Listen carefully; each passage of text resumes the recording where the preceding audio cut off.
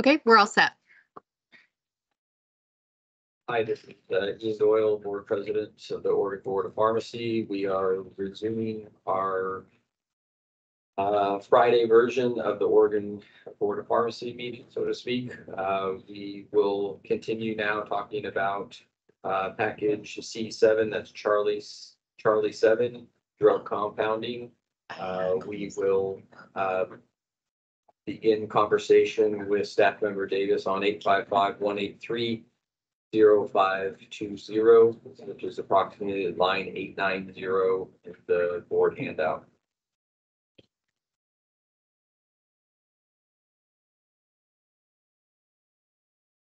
Thank you. I'm just waiting for us to get it pulled up here.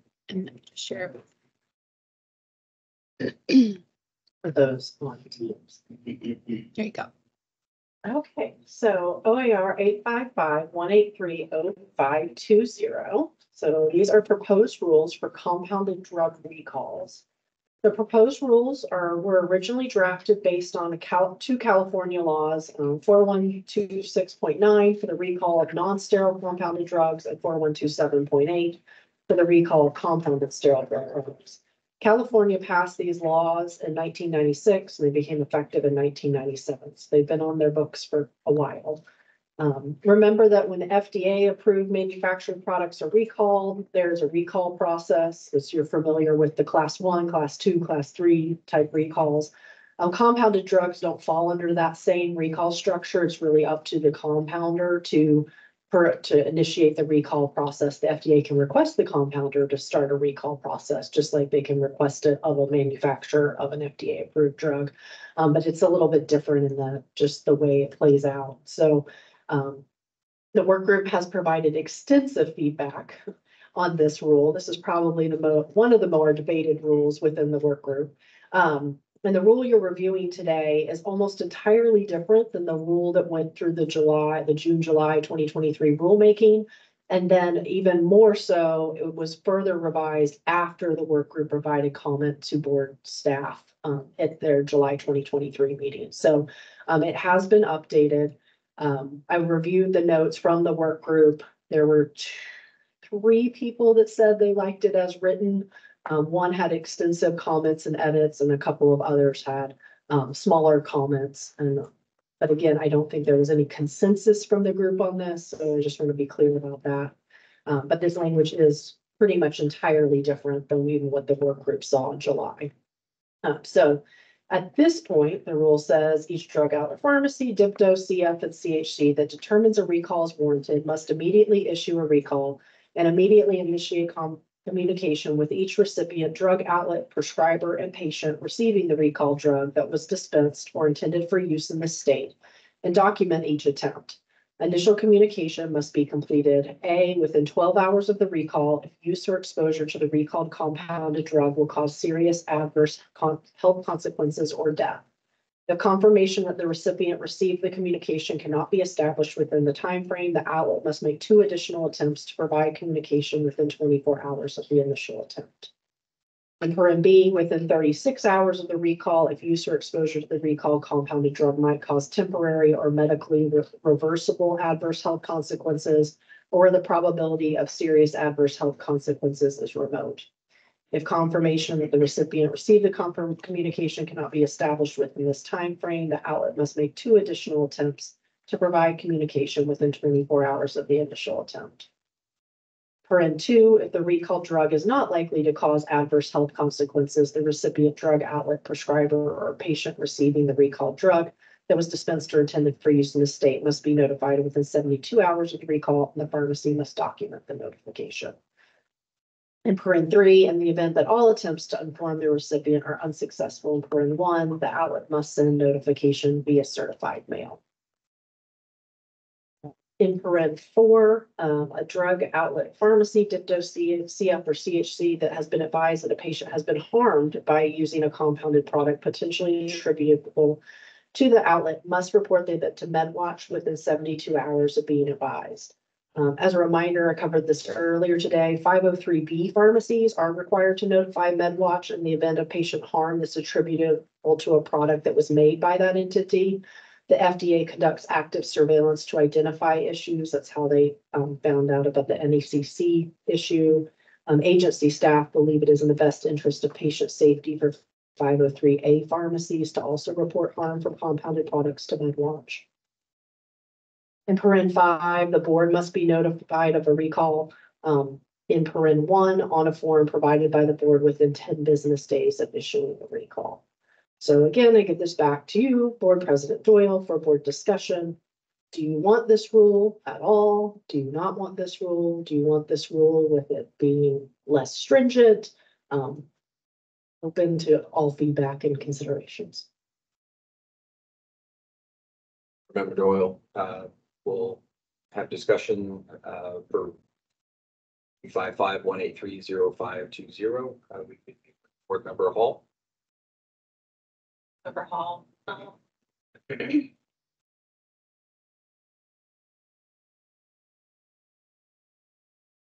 I'm with, no,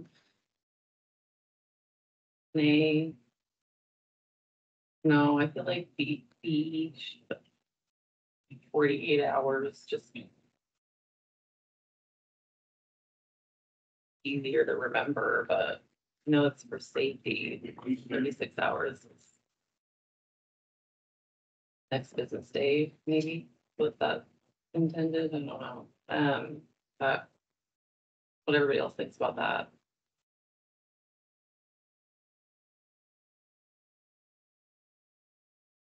That's all I had. Member Beeman. Member Beeman, I'm not in favor of this rule.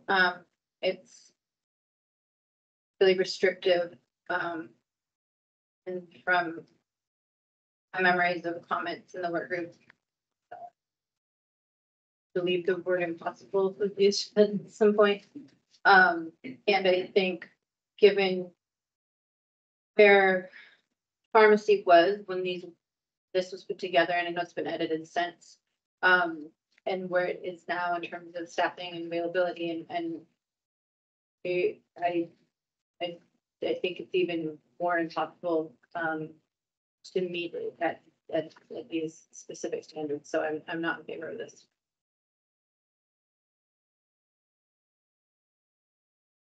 Board Member Doyle speaking. Board Member Beeman. My understanding was that the work group saw a version of this, provided feedback, and it has been changed since, but you still don't have support for this secondary to the timing or the workforce that may be required. But remember, the timing within there is, and the way it's phrased, I think would be difficult to,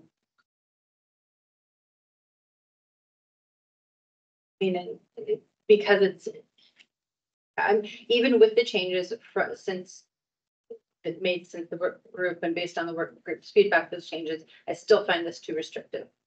So I'm not in favor of it as it was or as it is. Board Member Doyle. Believe that there should be a recall process. And I did not have other ideas to better this rule. If there are, I think it should be included. And if there are concerns with time still, I would ask for other board members to further expand on that, and or the public when and if this goes to rulemaking hearing in the future. Member Chin. Board Member Chin, knowing if there are any other rules related to recalls so that we're protecting the public, not having something like this when lay written 12 hours, I understand 12 hours is a short time, but when we're talking about the public having potential for serious adverse health consequences or death, It's something. Just not have something. I'm not sure what that something is that's a reality for licensees, but not having something doesn't make sense to me. Member Joyce? Board Member Joyce, yeah, so this is in the interest of patient safety, public safety. In regards to the timeframes that have been brought up, what references did the work group use for these specific hours? Is it just based on consensus? Just based on their experience? And is there like specific references that this number of hours is a safe period or would be safe for the public in regards to recall? Member Davis, so it was originally designed based on California's law. I haven't looked at it recently. If I remember, it was more restrictive than even the 1236 and whatever we ended up with here. And then so we expanded that out. But there was a lot of discussion within the work group about like for what Board Member Chen was saying, like this is a serious adverse health, including death. Like how long, like Right. if you say 36 hours, like is that okay? So they did have a lot of conversation and there was a lot of conversation about how to operationalize this. Obviously that it's a concern. A lot of these compounding pharmacies aren't huge numbers of staff and like, how do you reach out to and get in touch with patients? And so they wrestled with all this. I'm not saying there was ever a final consensus, but this was kind of where we ended up after a lot of discussion. Kind of a middle ground, so to speak, between the California, Right, it's looser than California. right? It's not, I mean, how long is too long, right? And I think that's what they wrestled with and what you as a board would wrestle with too, if you want to decide on different timeframes, like Right. is saying 7 days for something that could cause death, does that even sound right, right? And so you have to just, well, I mean, but that's where, like, where do you split that hair and like what? Or do you split that hair, right? Do we make it more general and just say you have to have a recall policy? You must initiate a recall, becoming aware. The recall must be initiated, you know, immediately for something serious adverse events or death. I mean, I looked at other states. Obviously, Massachusetts has extremely strict rules about this after NECC. California has pretty strict rules. I did find like some other boards of pharmacy will just kind of say something like, if you initiate a recall and it could have caused patient harm or death, like the level of the recall, then you have to notify the board within, usually it was like 3 business days. Some states required you to provide a list to the board of all the patients that were potentially affected, and the contact, with them. So, I mean, there's a wide variety of things you can do with this, more kind of what I'm asking, just getting a feel from all of you is, do board staff believe we need a rule in the interest of public safety because this is not regulated in the way that manufactured drugs are regulated? But how lenient do you want that rule? How generalized do you want that rule, or how specific? And I think that's kind of the lesson. You explained that perfectly well.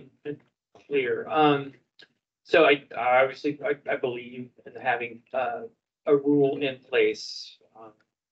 The timeframes, I understand how we came about the timeframes. I am okay with it based on my experience, but obviously we'll get some feedback from the public about this. But as written, I'm okay with it, and the timeframes and how you came about the timeframes. I'm okay with it. Thank you.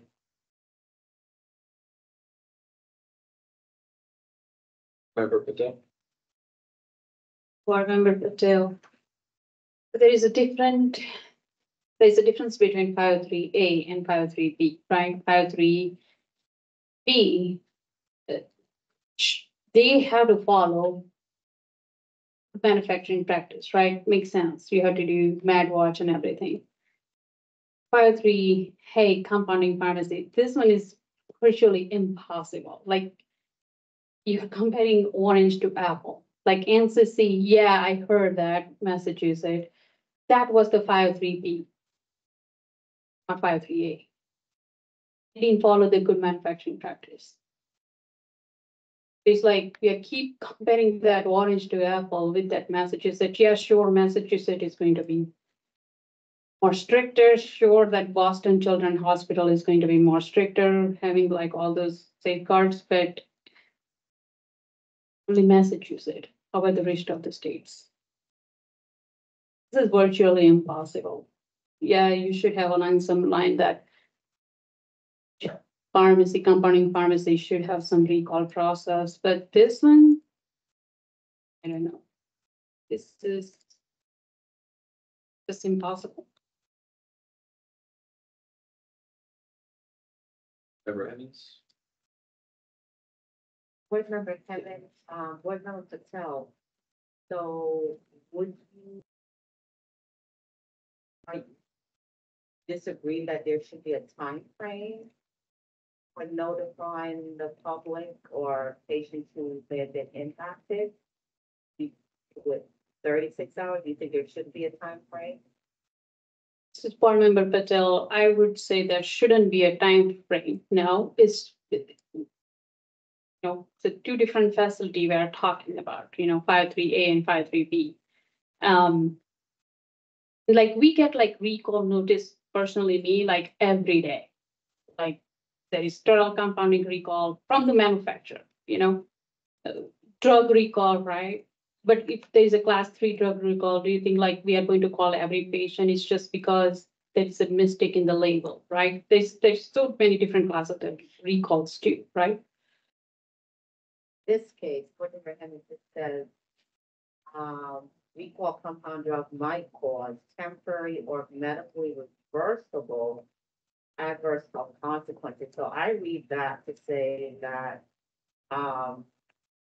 whatever the impact of the exposure, it is possible that it could be reversed. The damage could be reversed. And in that regards, to be honest with you, if something happened, none of the compounding pharmacists say like, oh, I don't care, right? They are going to care. They are going to work on it. But 36 hours, like let's say what they're closed for 3 days or 4 days. Right, there is a vacation, like most of the compounding pharmacy or even the rural area hospital pharmacy, they only have like one pharmacist. So this timeline and this stringent, and it's not even in the USP guideline. Even the USP, we are saying like follow the USP. It's not, section is not even in the USP. Correct me if I'm wrong. Not.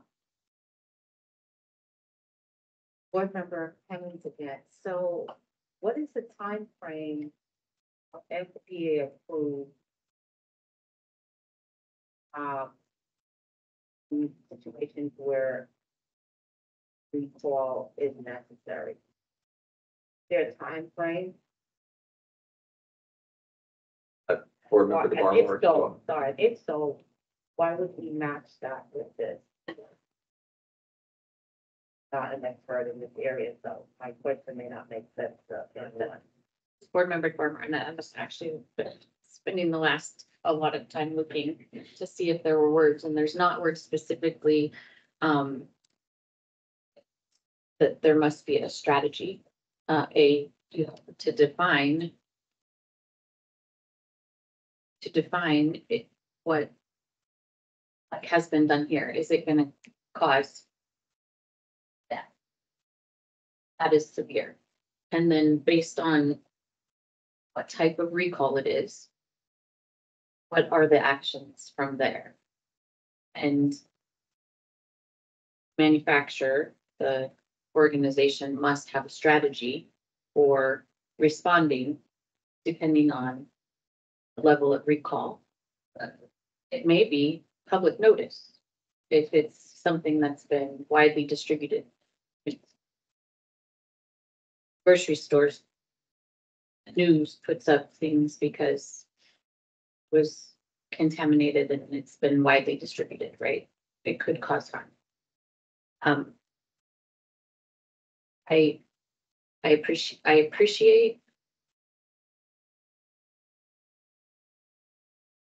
what you're saying, but if it's knowingly a pharmacist knows something will cause death, will cause severe harm. And to say that they don't have to do anything. We don't expect a response, or we don't expect a response in a certain amount of time. It's hard, that's hard for me. That's hard for me.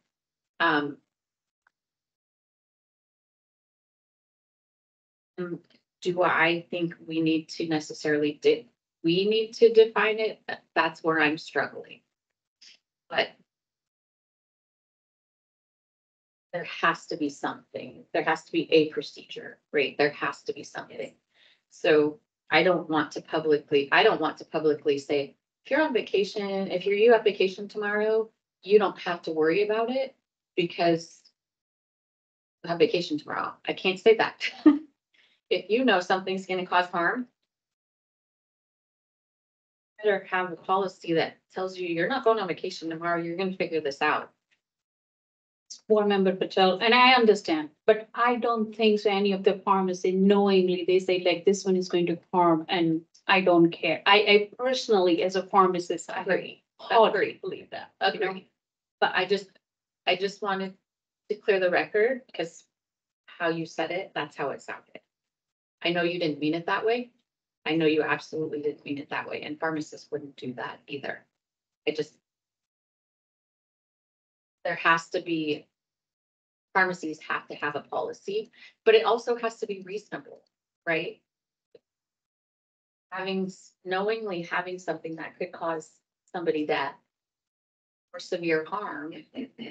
Are we okay just saying you decide? And what if they decided it was 7 days?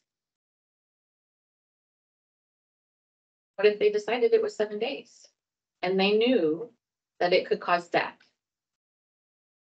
Are we okay with that? Board Member Patel, in that words, then if you say 36 hours, then pharmacist, oh, I have 36 hours, right? But first 24 hours, I'm not going to do anything. I mean, This is a super hard question. This is a really hard question. It's not an easy answer, but that's for the public. Yeah, so why does, board member, Barmore, says within 36 hours, and I hear what board member Patel is saying. And I would say that it should be immediately, right? If we're thinking about the impact or the consequences of that. So is there within 12 hours of recall? Or it could be up to 36 hours or immediately, so some quantified in some way? So, thank you. Board Member DeVarmore, any more feedback on I've said what I mean. Board Member Beeman? Board Member Beeman, my issue with such strict limitations on this, and I feel like I misrepresented myself. I don't want this rule as it is. I do think recalls are, should address them. But every recall is different. Every cause of a recall is different, and a huge amount of the time that we're putting in these timeframes is investigation or having the resources to do the patient outreach or gathering the data you need to, I mean, and that isn't a one size fits all cookie cutter approach, even if it's in the same pharmacy. It depends on where in the process the recall is stemming from. And so I don't want it to be like, oh no, we shouldn't address recalls or we shouldn't have rules around recalls. It's just the way this is, and with as strict as it is, yes, we're giving the carve outs of what is what's within 12 hours, what's within 36. But if you can't, there's certain situations in which you can't get responses from the drug companies or the not drugs, I use the word drug, but you know, who, the companies that make your active ingredients and you can't get responses quickly enough to meet these standards. And so that's where my concern is we're creating this box that may not be able, you know, we're throwing rules out there that may be too stringent. Even though we feel like we need rules, we need to, I think, just find a better option with the way these are out. Board Member DeBarmore, and maybe this, I don't understand the process of determine in a compounding pharmacy as you're explaining. So I'm asking a question. Because this is indicating once you've determined that a recall has been warranted. So you're still in the process of trying to figure it out. Is it? That make the difference in what you're saying? So if you're still trying to figure out, even if it's warranted, or you're waiting for information back, or you're still putting the pieces together, wouldn't issue a recall at that point, right? So you're not into A yet, because you haven't determined a recall's warranted. Okay. Is it, And maybe is that the differentiation? Perhaps that.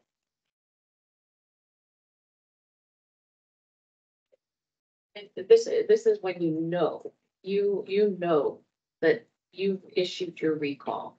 You say, I have evidence, or I know that this is going to cause somebody serious harm.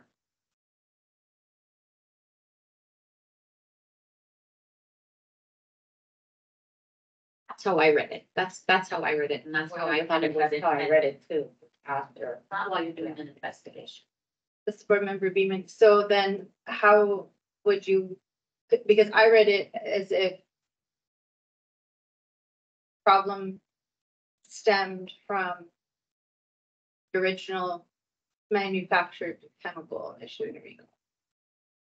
I see where staff member Davis is, yeah. I do have something to add. Can I just add, because I didn't say that yet, but I did want to say, so agency staff do want to clarify that these rules are focused on recalls concerning final compounded preparations made at the pharmacy rather than a recall on an API or other components used in the process. Now, if you're told that this product that you got is going to cause death, then obviously now your final compounded product could cause death.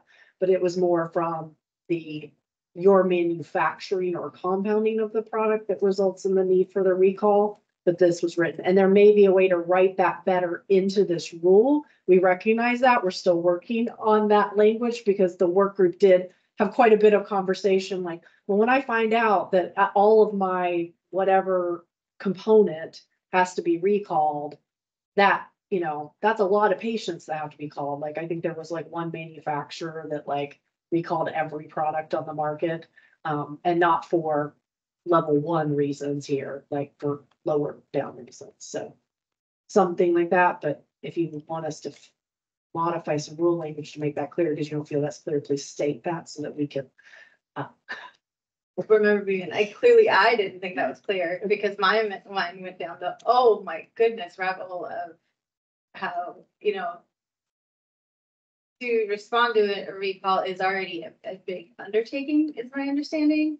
And then on top of that, we're talking about doing this within the means of regular business as well. So other, like, patients are impacted in multiple ways if a process like this happens. So I will look forward to public commentary when the opportunity is there. Staff member Davis after board member Chin.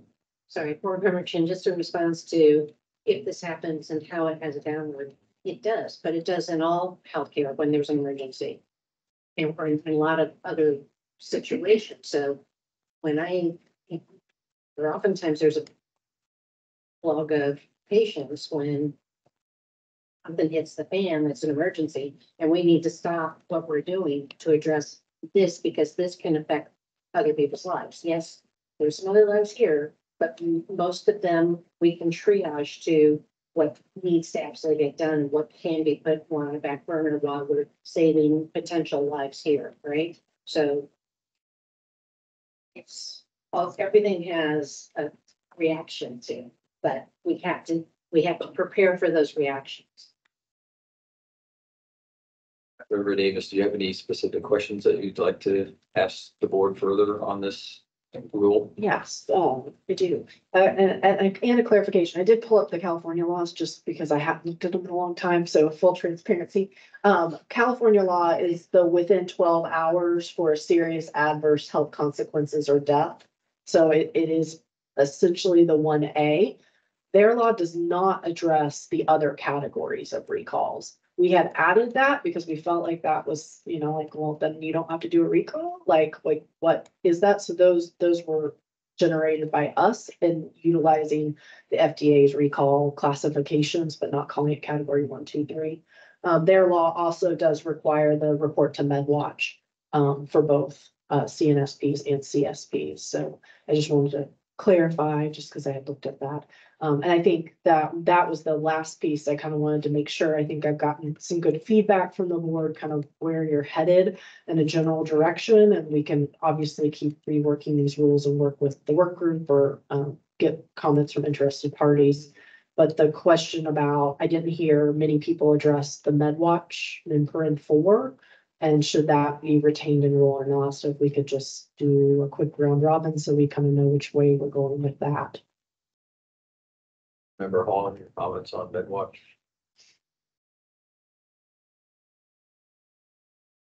Member Hall.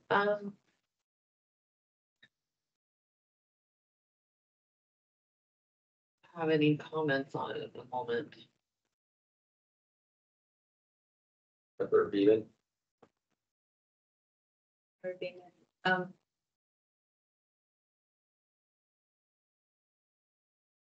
I look forward to public comment on this. I don't, as I said before, I'm not loving this rule as it is right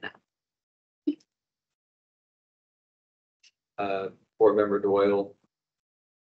When I think of this rule, I think of 503A in Oregon. And when I think of MedWatch, I think of a national situation, but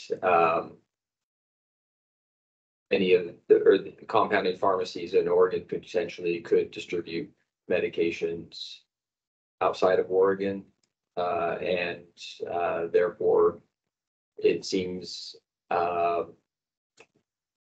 maybe initial knee-jerk reaction might be, oh, well, we're expanding the notification process too much. But I think in the interest of public safety and knowing that compounded products can be go past state lines, I think that MedWatch is appropriate in this situation.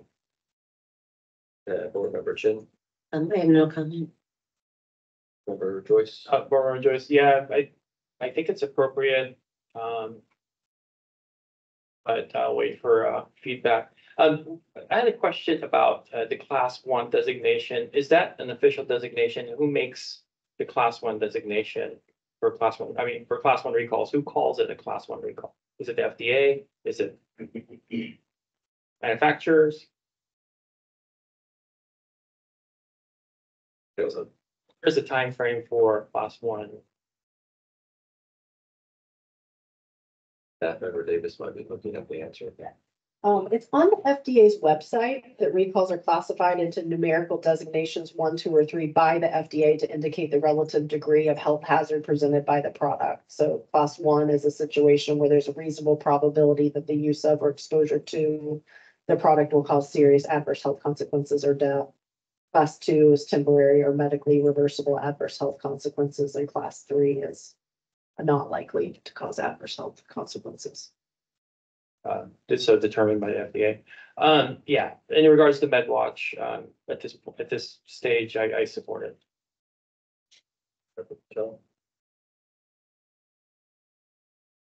Patel, FDA MedWatches don't even come under board oversight and it's only required for the 503B and the manufacturers. So I don't know why we are making mandatory for the MedWatch 4153B. In my opinion, no, it shouldn't be mandatory. FDA MedWatch 453A.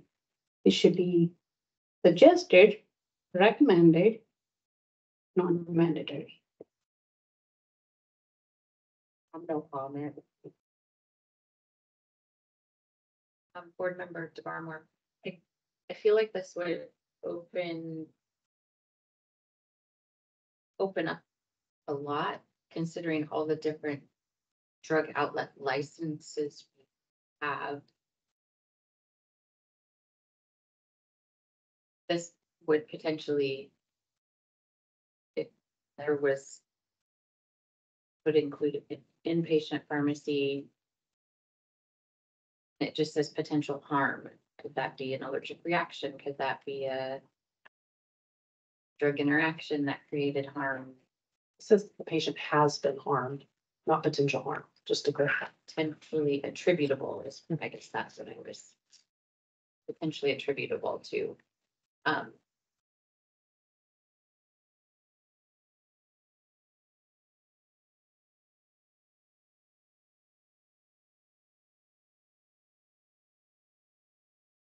And a singular patient.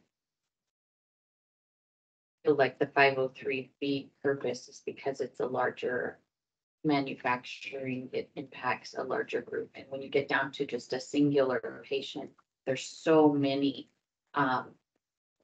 factors that could cause an event with a patient.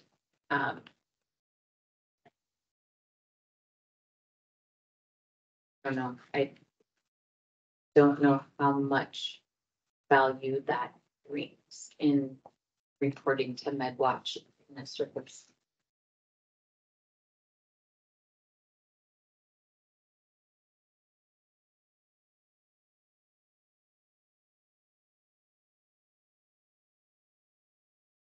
Does board member Chen may I have permission to ask board member Armour a question?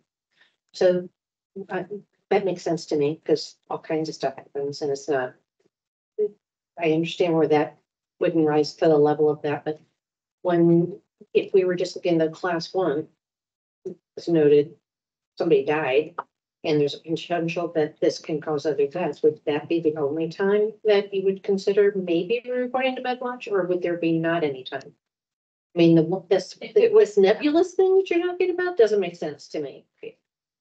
Board member DeBarma, if it was more than one patient, And what I'm thinking about is when a whole bunch of people died because of the fentanyl thing. But that wasn't a compounding issue, but that was in the newspaper, they were talking about it.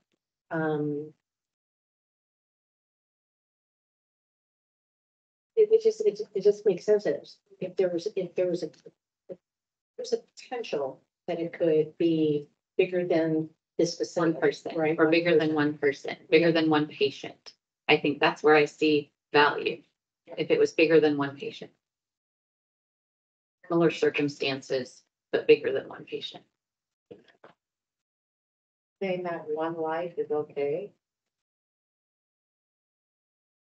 No. It's in terms of just reporting to another organization about, if this rises to the level of a lot of other people could potentially die. It's never okay that somebody dies.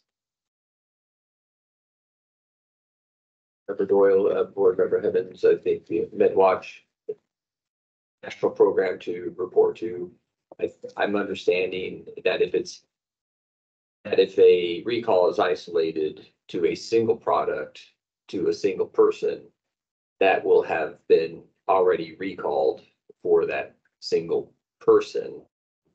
Is it necessary then to notify MedWatch if the event is isolated to a single person because there are no other persons that potentially are going to have access to the contaminated product? That's what I'm understanding them to say. So then that would mean that only one person, one patient received that particular compounded drug. Received or potential to receive, yes.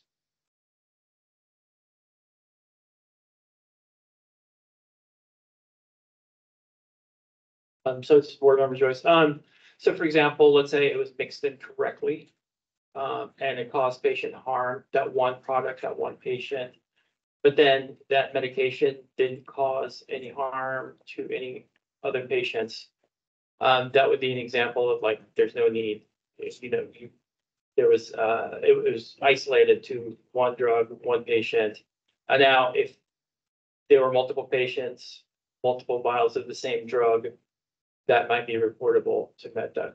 That would be reportable to MedWatch, because then you open up the possibility of a defective medication or contaminated medication. But if it's just one patient, it could have been different things. Like the patient could have an interaction or allergy, a strong allergy, anaphylaxis reaction to that one particular medication, one particular administration of a medication to that one patient. So that's.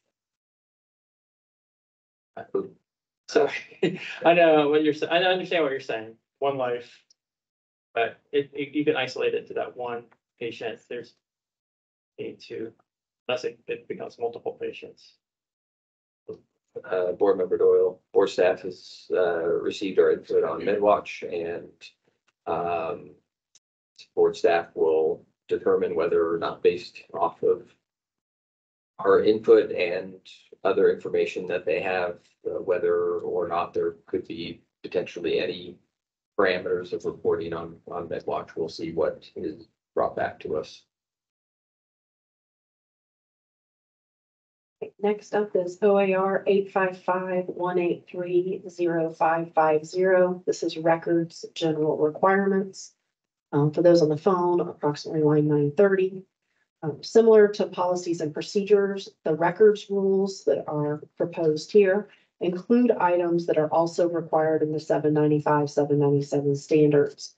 In reviewing the standards, agency staff identified discrepancies between required records that were not related to the type of compounding. Thus, these rules standardize the records required regardless of the type of compound. So the new language would say, in addition to the record keeping and reporting requirements of OAR 855, the following records must be maintained. 1, all dispensing of CNSP and CSPs. 2, any other records required to conform to and demonstrate compliance with USP standards and federal law. 3, required records include, but are not limited to, A, standard operating procedures, including documented annual review. B, personnel training according to the type of compounding performed, competency assessment and qualification records, and corrective actions for any failure. The outlet must maintain a training record for each person, including temporary personnel to compound preparations. And C, engineering and environmental control records, including equipment, calibration, certification, environmental air and surface monitoring procedures, and results, as well as any documentation of corrective actions taken. Paren D, cleaning, sanitizing, and disinfecting of all compounding areas and equipment. We added sanitization, as 795 requires this. Records of cleaning and sanitizing the designated compounding area. In addition, the requirement for a line of demarcation for the designated compounding area will ensure that the compounding area is kept clean, and we may need to revisit that. Maybe. Depending on the conversation earlier, I just will make sure that the rules mesh. Paren E, receipt, handling, storage, and disposal of components. In 797 and 795, COAs, certificates of analysis, and all documentation required for components not conventionally manufactured. 795 requires COAs and all documentation required for components not conventionally manufactured. I feel like I just said the same thing twice. Both 795 and 787 require records related to components. Current rules do not adequately address this requirement. We added more specificity to when the MFR and CRs are required in F and G. So F, master formulation records for all CNSPs, CSPs prepared for more than one patient, CSPs prepared from a non-sterile ingredient. G, compounding records for all CNSPs, CSPs, and immediate use CSPs prepared for more than one patient. And, or in H, release testing, in-product evaluation, and qualitative testing. 795 and 797 require this. It's added for clarity in the rule. Or in 4, information related to complaints and adverse events, including corrective actions taken. Or in 5, results of investigations, including corrective actions taken and recalls. Back to you, Board President Doyle, for discussion on records in general. Board Member Doyle, thank you. We begin conversation with Board Member Beeman. Member Beeman, I'm comfortable with this as it is. Board Member Doyle, agree with as written. I don't have any recommendations for improvement. Board Member Chin, No comment. Member Joyce, Member Josie, in regards to CSPs, this is standard practice everywhere I've worked. I can't speak for CNSPs necessarily, but it might be overkill for CNSPs, but for CSPs, definitely this is appropriate. Member Patel, Parminder Patel. Struggling with the H, line 990, release tasting and product evaluation and quantitative and qualitative tasting. Well, not all the sterile compounding apply. But all those things apply to the all sterile compounding, so I feel like it should be where applicable. I don't understand what release tasting means. Release tasting. Maybe if someone can help me, I don't know. Member Davis, do you have a definition for release testing? Release testing is addressed in USP 797 related to sterile compounding. I personally have a lot of personal experience with it, but there is release testing that is required for certain types of sterile compounds in section 12 of USP 797. There's So a it'd be- certain compound, right? Yeah, it would be retaining records. If you have to do release testing, that you would retain those records. And this is the records rule, just telling you what you have to retain records of. Then it's.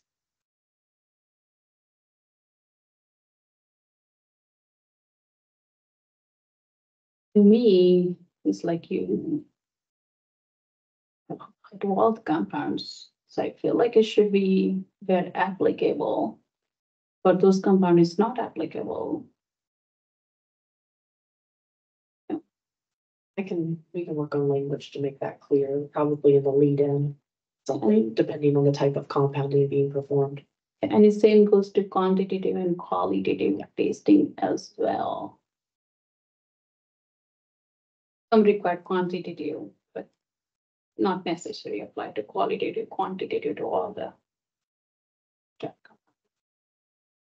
Okay. Keep- Member Evans, Nothing to add, Member DeMarmore, nothing to add. Member Hall, Paul, I echo what Board Member Patel mentioned. I had that highlighted too. Being clear. So. Be sure. That applies to.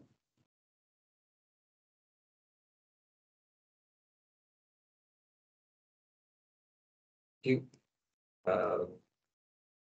Step Member Davis, next rule, please. Next rule, 855-183-0560. This is records, master formulation records, and this is for CNSPs. So the requirements in this rule are in addition to USP 795. And it starts out, in addition to the MFR, master formulation records, specified in USP 795, the MFR for a CNSP must contain the following at a minimum. In 1, appropriate calculations to determine and verify quantities and concentrations of the components and strength or activity of the active pharmaceutical ingredients, APIs. Paren two, compatibility and stability information, including USP or other available references. The highlights in this one, the work group had pointed out the compatibility and stability information is not always available. And so they will use USP to determine the BUD date if that is not available. Paren three, appropriate ancillary instructions such as storage instructions or cautionary statements, including hazardous drug warning labels where appropriate. Paren four, other information needed to describe the compounding process and ensure repeatability. And paren five, any other information required by the outlet's policies and procedures and are standard adopted by reference statement. Back to you, Board President Doyle, for master formulation records of CNSPs. Board Member Doyle, my turn to go first. I don't have any recommendations to improve or change the text as provided. For Chin No changes. or Joyce Nothing to add. or Patel. Remember, but so this is the whole new section we are adding, right? Correct. Still struggling, like, it should be just the master formulation record requirements specified, follow the USP 795. I don't know why. Extra things, more wording, more confusion. Thank you. Member Evans, Member Hemmings, no, Member DeBarnwell. board member DeBarmore. I was in a little bit of a similar place. Number 1 and number 4 are included in as required elements in box 2. On both standards. This is, Oh, sorry, on CNSP. yeah. And then, item number 2. SP has it worded as the reference source to the assigned BUD. If the reference, and then to your point, if the reference isn't available in the USP. And so the compatibility and stability that's not the words used in CNSP. So I think that's gonna, I'm sure that fits there. So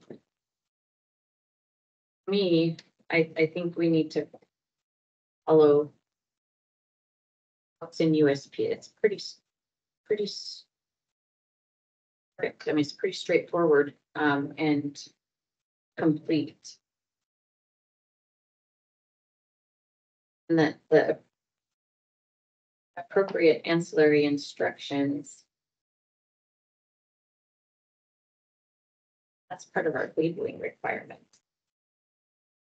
Understanding this is Right. on the MFR, but it is also part of our labeling requirements, so. This duplicate. But if it's not on your MFR, how would your compounder know that they have to put that label on? I think that's where it came from. Gotcha, I Okay. gotcha. Because this is essentially like the recipe. Sure, and I think. You know, all of ours. The part of the.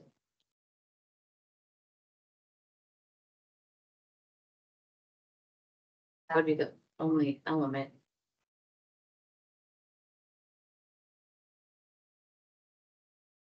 Member Davis, I did want to clarify because I did misspeak. So we do have current requirements for records, master formulation records under 855-045-0270. It's paren 2 within that rule. We've pulled it out as a separate rule to make it easier to find what you're looking for in the rules. Because right now the records rule is like, here's the general, here's the master formulation records, here's the compounding records. And it's combined for CSPs and CNSPs and not separated out. So I don't know why I didn't do the black line the way that I normally do it, but many of these things that are here are in our current rule for MFRs. And I could fix that in a future version when you see it, so you can see what's changed against what's currently in rule.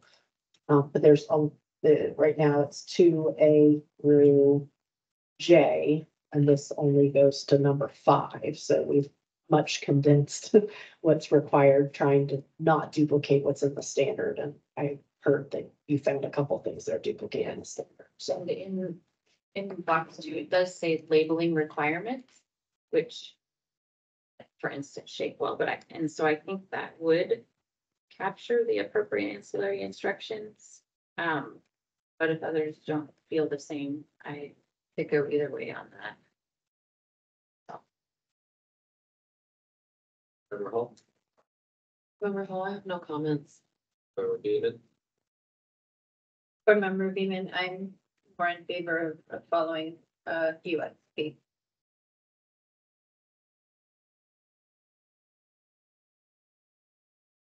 Staff Member Davis, any other follow-up questions from you? I think we move to the next rule. 855-183-0565, this is master formulation records for CSPs, line 1091. If an MFR is required for a CSP in USP 797, the MFR for the CSP must contain the requirements specified in the standard and the following at a minimum. 1, appropriate calculations to determine and verify quantities and concentrations of components, and performing non-sterile to sterile compounding, the strength or activity of the APIs. 2, compatibility and stability information, including USP or other available references. 3, quality control procedures that include for expected results and limits of tolerability for quantitative results. 4, appropriate ancillary instructions such as storage instructions or cautionary statements, including hazardous drug warning labels where appropriate. And 5, any other information required by the outlets, policies, and procedures. Back to you, Board President Doyle.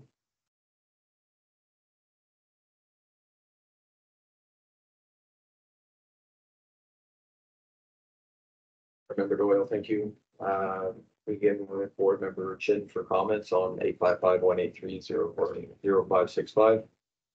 Member Chin, the only comment I would have is if this is already in the USP, and I'm not sure it needs to be in rule, but if it's not, then it can stay.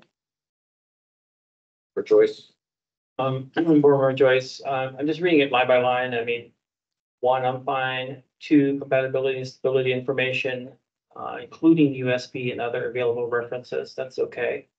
Quality control procedures. This one's a little bit, I'm not sure what they mean here. Quality control procedures that include the expected results and limits of tolerability for quantitative results. What exactly is that supposed to mean? I have that too. Yeah, I'm a little confused with that one. Everything else seems appropriate, including any other information required by the outlets, policies, and procedures. It's kind of an all-encompassing line there, include publications. So quote, the expected results and limits of tolerability for quantitative results. How is that in the MFR? How is that associated with MFR? Anybody? Staff Member Davis, this is far outside of my level of expertise. I do Yeah. remember that we talked about this with the work group and we wordsmithed this language significantly, but I need to go back and review and listen to that conversation to be able to try to explain this. And if you're confused still, then we still haven't gotten it right? Because we need people who work in this area to understand it. And I've seen heads of people who do this sort of compounding not understanding it. So we need to go back and work on this. That line right there is not clear to me. Everything else is clear and reasonable, just that part, like tolerability, limits of tolerability. I mean, does that mean like cloudiness in the bag, or what does that mean? Okay. That's. Member Patel, Board Member Patel, again, follow the USP 797 for the master formulation record. Member Evans, I'd like to add, member DeBarmo, Board Member DeBarmer, I would be in favor of following what's outlined in 797. member Hall, Overall, I agree with all 7 and 3 is very confusing. I would like to know what that means too. member Beeman, Remember being in, follow 797. board member Doyle, no additional comments. Appears as if there needs to be further clarification of some of the sub rules in here and or the elimination of this rule and only following 797 specifically. Member Davis. Catherine Davis, 855-183-0570. This is compounding records for CNSPs. So this is also in addition to the compounding record requirements specified in USP 795. The CR for a CNSP must contain the following at a minimum. And I do have a markup against our current language for this one, I think. My screen, I do. Paren 1, pharmacist or prescriber. Pharmacist or prescriber with prescribing and dispensing privileges, performance, and documented verification that each of the following are correct. For an A, formula. For an B, calculations to determine and verify quantities and or concentrations of components and strength or activity of each API. C, quantities. D, compounding technique, and E, accurate preparation of the CNSP. Neither 795 or 797 require a pharmacist final check. Paren I and L in our current rules require this. So the detail in B through E has been added for clarity. Let's see, I wonder if that was supposed to be struck. Doesn't seem to fit, but okay. 2, final yield. Final yield is not required in the records for 795. Agency staff proposed retaining this requirement rule. Paren 3, documentation of any quality control issue and any adverse reaction or preparation problem, including those reported by the patient, caregiver, or other person, to include corrective actions for any failure. Paren 4, records of dispensing or transfer of all compounded preparations. And Paren 5, any other information required by the outlet's policies and procedures. Give it back to you, President Doyle, for discussion. Member Doyle, opening discussion for 855-183-0570. We begin. With member. Lost my place. Board member Joyce. Yeah, Board Member Joyce, I don't have any strong feelings for this section. If people want to leave it off, that's fine. In regards to CNSPs in general, I just feel that the CSPs, we really need to have probably stricter rules in place. However, CNSPs, I'll pass that on to fellow board members. Member Patel. Dr. Joe, this is way too confusing. I would just say they follow the USP 795 for the CNSP. This to me is unnecessary. Thank you. Member Evans. Comment, Member DeBarmo. Board Member DeBarmore. I do understand the purpose of number 1. From the board staff perspective, what was the purpose of adding final yield? In CNSPs, there's no reference to final yield. It is actually total quantity compounded, which you struck. Final yields in CSP. I'm wondering if this was a copy and paste error, just because of even my notes, it wasn't numbered correctly. It is numbered correctly up there, but on my notes, it's not. So it just makes me wonder Okay, if we inadvertently did something. So we need to look further at parent two. perfect. Yeah, that one didn't make sense. So it's already in US, it's in box 3 if it is total quantity. Yeah. So, did you talk about 3 and 4 already? I did read them. They're Okay. currently enrolled, that we're just retaining them again. Okay. So the compounding record.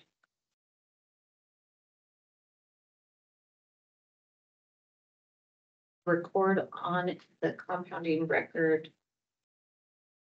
A dispensing, so that's if there's like a batch, is that the record of the dispensing or transfers? At the purpose of 4? I think the transfer would be concerning batch or you're, I guess, giving, like selling it to some other entity and transferring the product. Outside of, Yeah. so which patient it's for, is that, I'm trying to understand that, I just wanna make sure I'm understanding the purpose of all of this is. Like if we put the label, the patient label on there, that. That On the compounding record. satisfies, right, Yeah, that satisfies that dispensing. Record of dispensing.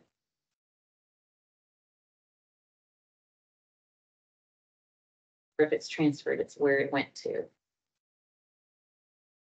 That what that's intending?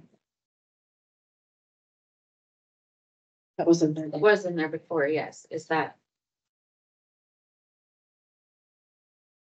Stretching your brain. Yeah, step number Evernoff. I think, especially the wonderful moment of you reread rules, you see them in a different light. So I think staff would need to rehuddle because I could see the intentionality related to discussing to the active dispensing is this, if it's a patient specific prescription, is it one is actually dispensed to the patient or if it's transferred to a different unit, or if it goes to say a health system of a different hospital within a health system. I could see this in other lens too, so maybe we need to do a little more research and we'll To make sure it's Yep. clear, because we do have a section called records, where it says all dispensings. Just sure what actually has to be on the compounding record. Member Hall? Overall, I would say. All 795. For me, number 1. Performance. Do keep this. Does that make sense to everybody? Pharmacist or prescriber with prescribing and dispensing privileges, performance and dental. Perform and document verification, that each. I would say this all 7995. Staff member Davis, so the reason one is written is because 795 does not require the pharmacist to do a final check. And so this rule is requiring the pharmacist to do a final check of the compounding record to make sure that it's accurate. 795 does not require that. So that's why this language is here. It also then applies because of the way it's written. We didn't call it a pharmacist final check because you might have dispensing practitioners. And so it's not a pharmacist final check in their office. It's them who's the prescribing practitioner having to do these pieces to make sure that their compounding record is accurate. Just to clarify. I was looking at my copy. Previously, so now it says perform, not performance. Is that right? No, we were taking that as a potential edit. You were pointing out something that is weird grammatically. We agree.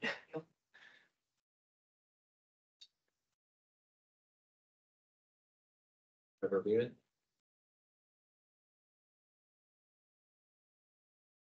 Board Member Beaman.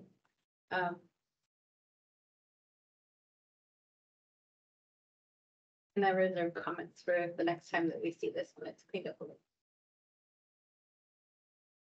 Board Member Doyle? For the final checking, I agree that's necessary for us to govern our rules as explained by, staff member, Davis. I recognize other issues though with this rule that have been pointed out by other board members and, we'll look to review those edits that board staff, can bring to, the work group or, board members, in the future. Board member Chin. Board Member Chen would support just rewording first, number one, and if it were just a standalone statement without anything under it, if everything else is in USP 795, I would support that.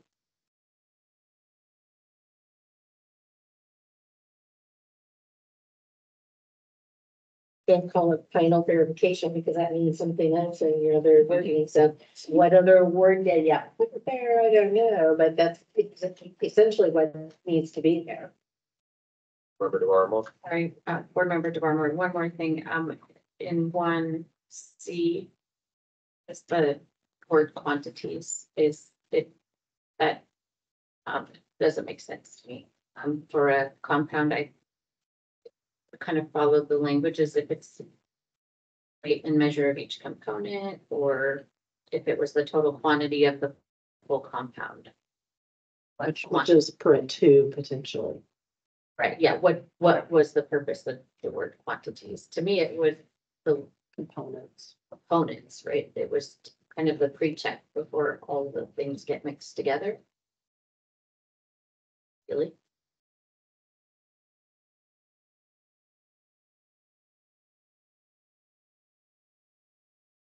Reach, conclusion for speaking about, 855-183-0570. We'll now move to 855-183-0575.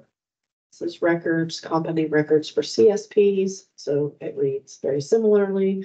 In addition to the compounding record requirements specified in USP 797, the compounding record for a CSP must maintain the following at a minimum. And it has the same language as what we just read, paren 1, pharmacist or prescriber with prescribing and dispensing privileges. Performance and documented verification will fix that. That each of the following are correct. Formula, calculations to determine and verify quantities and or concentrations of components and strength or activity of each API, quantities, compounding technique, and accurate preparation of the CSP is what that should say on 1238. I think I did a copy paste. That's just how close those are. And then paren 2 is final yield.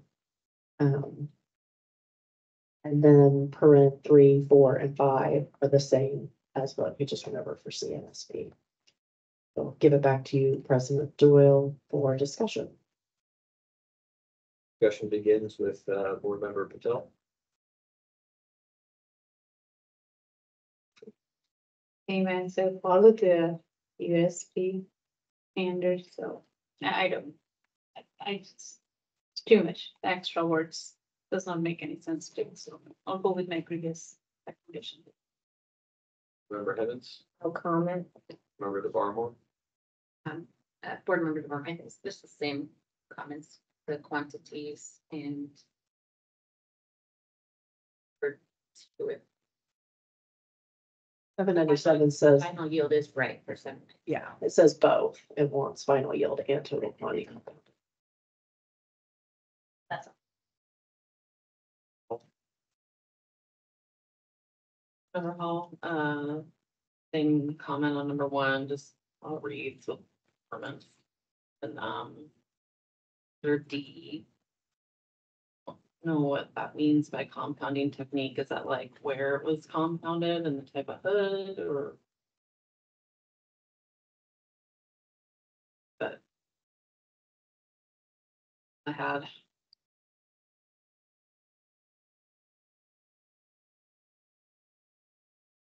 Member Dean, Member Beeman, I have no additional comments. member Doyle, for that, the same staff efforts to clean up this rule similarly to comments made on the prior rule for DNSPs will be conducted. Board Member Chin, Further comment? Member Joyce. Board Member Joyce, I'm actually okay with this, but compounding technique, I believe they just want in general, to know if it was mixed with syringes and vials or, like a TPN machine maybe, or, compounding machine or. It just says compounding technique, yeah. I mean, it's pretty broad, it's pretty broad. Pretty broad. Which one taken? Yep. But other than that, I mean, I really, it's fine. Yeah, that's all it is. But, I mean, do we need to add it? Is that? Board Member DeBarmo, could you please repeat that? Board Member Dormer, so all of what you just said to me would be on your master formula? Right. So, I mean, This would be that the person who did it, like pharmacist is verifying the technician yeah, did correctly. yeah, I get that.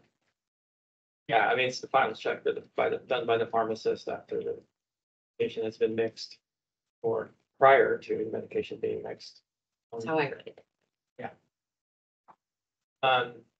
Yeah, so they're evaluating the compounding technique. Yeah, I mean, I was addressing, remember, Hall's, point or, question.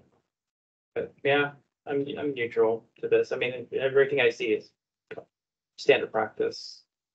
Just, maybe the wording needs to be updated. Thank you. We concluded discussion on that rule. We move to 855-183-0600.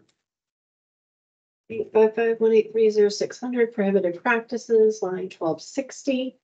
The following practices are prohibited in the compounding of a drug preparation: 1, carpet in the compounding area, and 2, animals in the compounding area. During the work group's second meeting, they reviewed each time may or should was used in a standard and then provided input on if those should be changed to a must.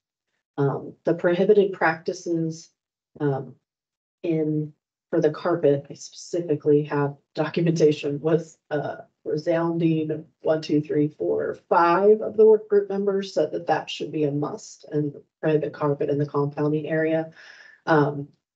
There were a couple people that said it should be a should. Paren 2 is not addressed anywhere in the standards. That was initially suggested by board staff based on experience out in the field, that might be something good to have in a rule.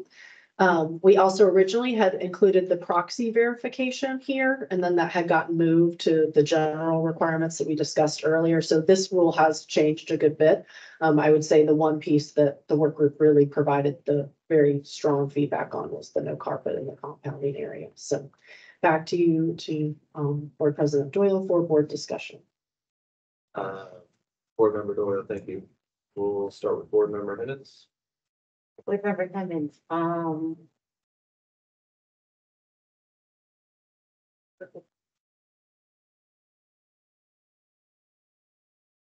I had marked that you started the last time.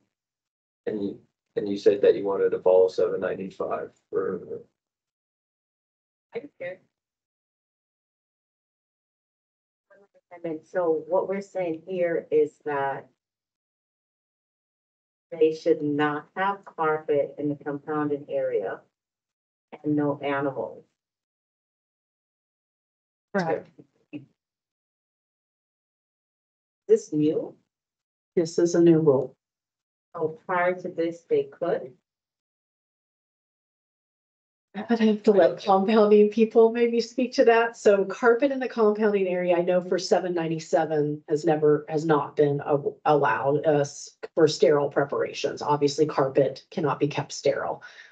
For CNSP, there was a big, I'm gonna call it kerfuffle with this new USP standard. Initially, I think when it came out with the original, this is what's coming, it did say no carpet in the compounding area. There were a lot of people that spoke out against that. They went back, they revised the language. It ended up with a should, but then when our work group discussed it, they said absolutely no. And just when you're looking at just sanitary conditions and how do you maintain an area that has a compounding occurring, having animals, pet dander, that sort of thing in the area not being advisable for, definitely not for CSPs, CNSPs, that's where we tend to see more animals, like in a pharmacy environment.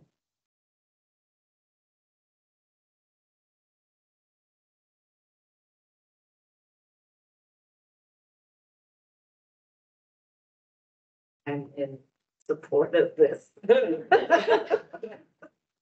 DeBarmore, Yes, I agree. Member Hall, All I agree.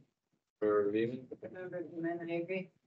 Board Member Doyle, no issues. Board Member Chin, Grace, Member Joyce, I have no carpets, no animals, no shaggy dogs. So that's fine. I agree. Member Patel, No comments. Staff Member Davis, next rule, please. next rule, 855-183-0700. This is compounding services preparation according to FDA approved labeling. So this language is in the USP. However, board staff had proposed to put it in rule because we get so many questions about this. Is reconstitution compounding? Is this compounding? Is that compounding? So we suggested initially and showed to the work group this rule. So work group consensus was that having this rule adds clarity and value. Staff have reworked the structure of the rule since the July 2023 rulemaking version. We can also rework this rule in light of 2024 House Bill 4010 that now says that flavoring is not compounding. We may want to rework this rule a little bit to say like exemptions to compounding. And then you could include the flavoring piece there from the bill if we wanted to, so that makes that piece clear. We're still working on that one, but that potentially. So compounding does not include mixing, reconstituting, or other such acts that are performed in accordance with the directions contained in the FDA approved labeling or supplemental materials provided by the product's manufacturer.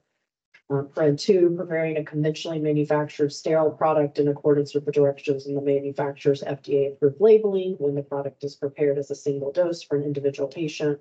Labeling includes the information for the diluent, the resultant strength, the container closure system, and the BUD.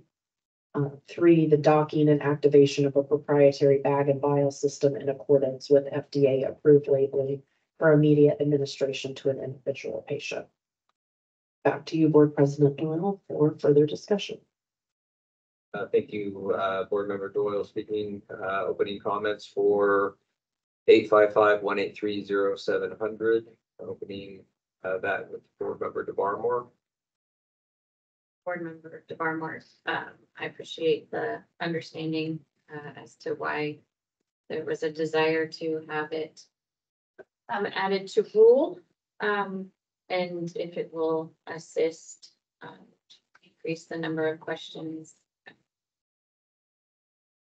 in favor of it, it is essentially verbatim, plus or minus the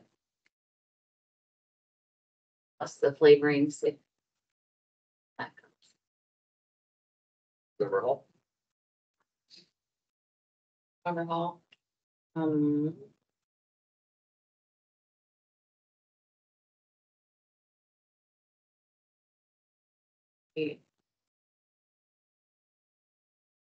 Just for my own knowledge and understanding, since this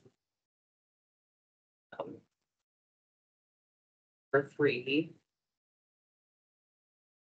The way I understand this is that docking and activation proprietary bag and vial system for immediate administration to an individual patient. So if you want to dock a bag and a vial for more than one patient, seems like we're going to the direction where we're just gonna include the bag in the vial and let the nurse attach it right before they give? Is that safer? The choice? Remember Doyle, I interpret that the bag and the vial in many systems, maybe not all that I'm familiar with, can be attached, but you actually have to rotate it or something in order to activate it. And therefore, saves on, if it's never activated, then it could be reused for a future patient after being returned to stock. And so that's the way that the activation is the key component there for me. I hope that helps answer your question.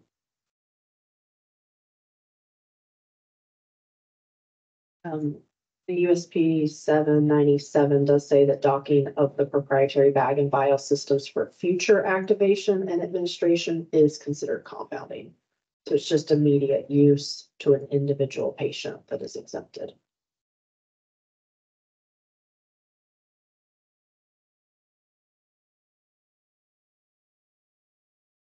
Have a recommendation on how to fix 3, eliminate 3? Remember Hall, it doesn't seem like there is anything we can do, right? Because it's in there, so it just seems like we're going in a direction where we're just gonna, can we just provide the vial in the bag? Because now we can't have in 1 gram vancomycin bags connected and ready in a, it's, the patients are gonna get orders for it, but it's not gonna be for an individual patient yet.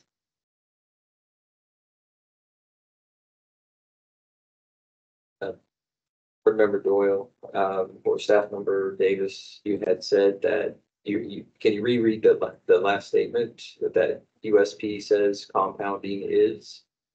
All right, well, let's just read the whole statement because I think that's going to be easier for everybody. I zoomed in too far, so I gotta zoom back out so we can read it. Okay, docking and activation of proprietary bag and vial systems in accordance with the manufacturer's labeling for immediate administration to an individual patient is not considered compounding and may be performed outside of an ISO Class 5 environment. Docking of the proprietary bag and vial systems for future activation and administration is considered compounding and must be performed in an ISO Class 5 environment in accordance with this chapter, with the exception of 14, establishing beyond use dates. Beyond use dates for proprietary bag and vial systems must not be longer than those specified in the manufacturer's labeling. Board Member Doyle, if I may, that it appears as if that a bag and vial system can be docked in an appropriately sterile area and then used for future use. But the docking and the docking and activation can be done on the nursing unit as long as it's for an individual patient. I think that your concern that's a practice that still can be done, but the docking just has to be done in a special place. It's the way I'm interpreting things. That part is compounding.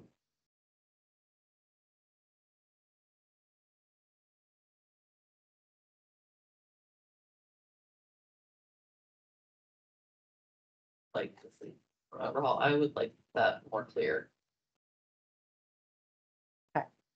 Member Beeman? Member Beeman, I have nothing to add. Board Member Doyle, nothing more to provide other than what I just had. And then, thank you, Board Member Jim. Member Joyce? Board Member Joyce, so the risk of contamination happens when the vial enters, is penetrated by the proprietary bag. But at that point, you're not altering or diluting anything. But that does need to be done in an IV hood setting, in an IV room. However, activation of that, mixing of that medication and the bag itself can happen at a nursing unit, exactly as Board President Doyle stated. So language there is a little bit confusing, docking and activation of a proprietary bag, because though I don't see that as compounding, because there's no alteration of the diluent, or there's no mixing of the diluent and the drug at that point. It's just you're connecting the two. So I mean, that's not compounding to me. Compounding happens up in the nursing unit, where although it's not a sterile environment, it does have a BUD that is assigned to it once it's been compounded. So do we really even need this here? Does it need to be defined here, or what do you think? That's what we're asking you. Well, Board Member Doyle, Staff Member Davis had indicated that we get a lot of questions. Is this It's not particularly about paren 3, it's really about paren 1. Paren 1 more. I'm looking at staff member FML. I think it's mostly about reconstitution, compounding kits and things like that. We get questions about. So if I were to read this as compounding does not include docking and activation of a proprietary bag and vial system in accordance with the FDA. I mean, that's true. With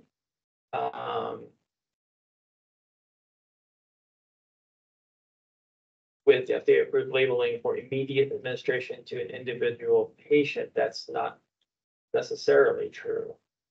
That is true. That is That's true. the standard now. Oh, yeah, let me reread that. Labeling for immediate administration. Okay. Okay. I mean, Like I said, we don't have to have this rule. It's just we were trying because we do get a lot of questions about is reconstitution compounding. Yeah, I mean, Having a rule to point to would be helpful. yeah, I see that, yeah. Member Hall, I see your hand. Will go ahead or around the rest of the room and come back to you. Is that okay? Board Member Patel? Board Member Patel, I mean, if we really want to keep this section, number 1 makes sense, but number 2 and 3, I think it's more confusing. 2, still, I don't understand what we are trying to say, actually. Anyone can simplify for me. This is Board Member Barmore, so you have a drug and you reconstitute it for the manufacturer's directions, following the label. And Sterile compound. yeah, following the label in the container, giving it, or in the final, all the final things are exactly as that is not compounding. But how about that 2B? Yeah, I got it, like, that is conventional manufactured sterile compound.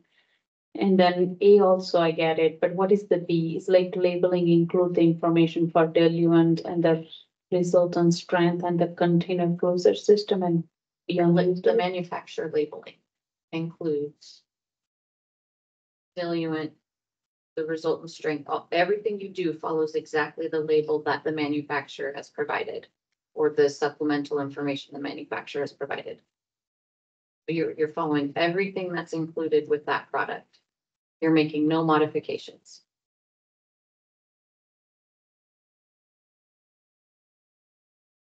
So it has to be the directions the manufacturer's giving you with that product. Put it in their or that came with it.